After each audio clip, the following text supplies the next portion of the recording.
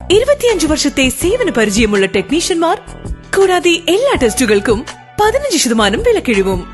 Vitamin ടെസ്റ്റുകൾക്ക് പ്രത്യേക പാക്കേജും ഇവിടെ ലഭ്യമാണ്.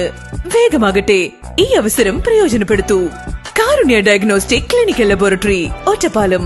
നിലവിലെ സാഹചര്യത്തിൽ പാമ്പ് കടിയേൽക്കാതെ ജനങ്ങൾ വളരെയധികം ശ്രദ്ധിക്കണമെന്ന് താലൂക്ക് ആശുപത്രി സൂപ്രണ്ട് ഡോക്ടർ പത്മനാഭൻ.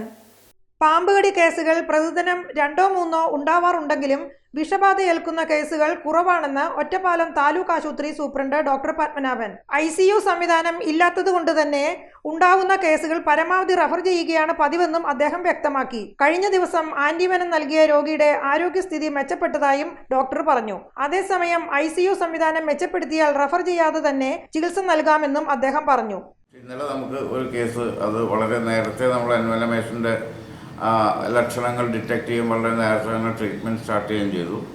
രോഗി ഏറെക്കുറെ പൂർണ്ണമായിട്ട് റിക്കവറായി. ഇനിയിപ്പോൾ കാലിൽ ചെറിയൊരു ലോക്കൽ റിയാക്ഷൻ മാത്രമേ ഉള്ളൂ. ഒരു വാർഡിൽ ഇപ്പോൾ സേഫായിട്ട് അഡ്മിറ്റഡ് ആണ്.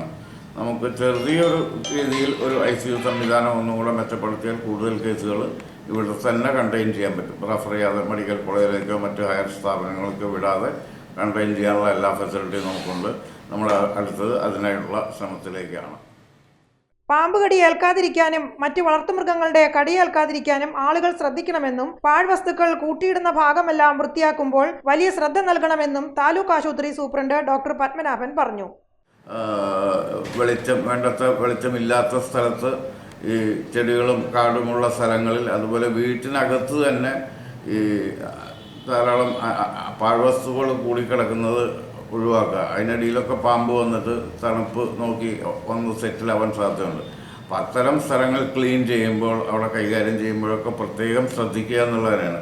അത് പാമ്പ് മാത്രമല്ല, മറ്റ് ഇപ്പോൾ ഡോഗ് ബൈറ്റ് ആണെങ്കിലും കണ്ടമാനം കേസുകൾ നമുക്ക് ഡോഗ് ബൈറ്റ് വരുന്നുണ്ട്.